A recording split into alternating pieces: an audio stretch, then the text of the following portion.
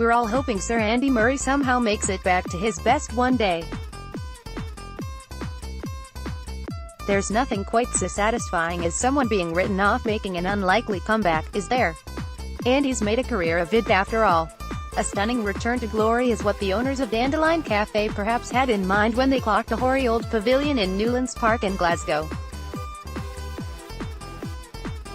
The rundown tennis building wasn't so much neglected as entirely abandoned.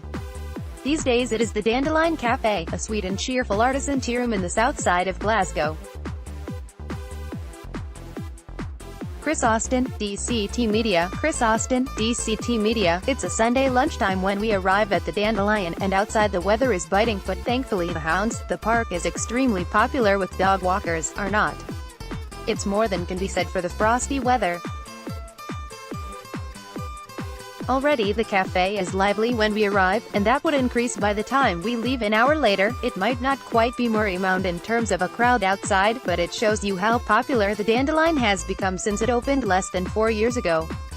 Our table looks out onto the tennis courts, where a father and son, clad in huge jackets, trade gentle ground strokes, their breath coming in puffs of steam from their hoods.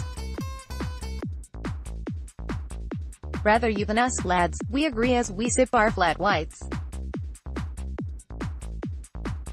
Chris Austin, DCT Media. Chris Austin, DCT Media. A nice American boy takes our order in what proves to be, considering how busy it becomes, the best service I've seen by a Yank since Pete Sampras' heyday.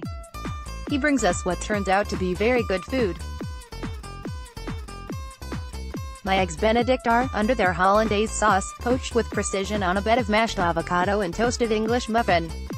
Goat's cheese bagel. Meanwhile, well, I'm not sure because I never got a chance to try it. Too nice to share, apparently, so make of that what you will. Perhaps this isn't a doubles game. What it is though is very restorative on a freezing Sunday in the middle of winter.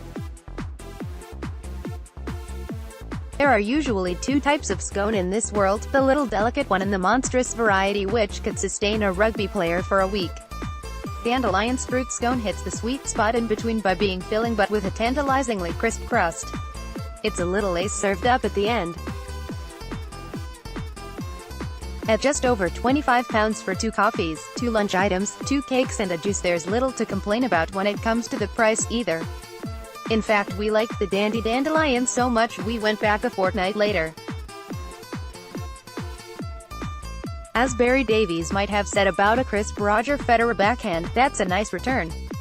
Verdict: you warm welcome 10 out of 10. Location 10 out of 10. Scone score 9/10.